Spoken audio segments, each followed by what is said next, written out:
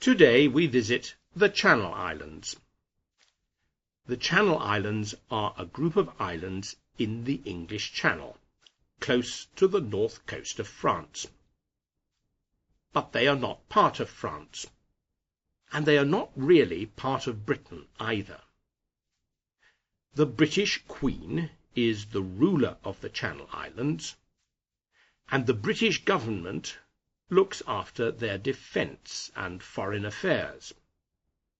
But in other respects, the islands are tiny independent states. They have their own parliaments and governments and their own laws. Until about 100 years ago, most people on the islands spoke a dialect of French, but today the main language is English. The Channel Islands are famous for cows, potatoes, and income tax. The Jersey and Guernsey breeds of cattle, which come from the Channel Islands, produce a creamy milk with lots of butterfat. At one time, we could buy Channel Islands milk in England. People said how good it was for you, because it had so much cream. Today, everyone is afraid of getting too fat, so we don't want milk with lots of cream in it. And the potatoes? Well, many farmers in the Channel Islands grow potatoes, which are ready to be harvested and eaten several weeks before potatoes grown in England. These Channel Island potatoes are called Jersey Royals, and you can buy them in English supermarkets in April and May. And the income tax? Well, there isn't any income tax in the Channel Islands. In fact, the Channel Islands is a good place to live if you are very rich, and lots of rich people live there, and the harbours in the islands are full of their yachts.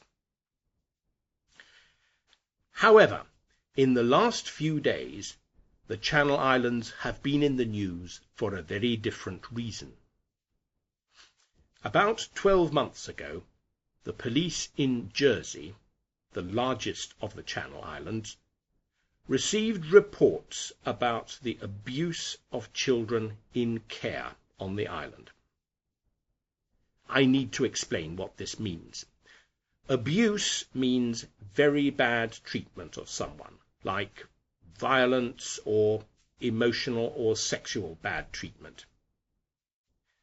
And children in care means children who can no longer live with their parents, but live with foster parents or in a children's home instead. About 150 people have now told the Jersey police about abuse of children in care on the island over a period of many years. Many of their reports are about abuse at a children's home called Eau de la Garenne. The Eau de la Garenne children's home closed in 1986, and the building is now a youth hostel. A few days ago, the police made a gruesome discovery there. Using a police sniffer dog, they found the remains of a child buried under a concrete floor. The police think that there may be several more bodies to be found. Jersey is a relatively small community of under 100,000 people. The stories about child abuse have become a major political issue on the island. People are asking, how could abuse of children have continued for so long? Who knew about the abuse at Eau de la Garenne?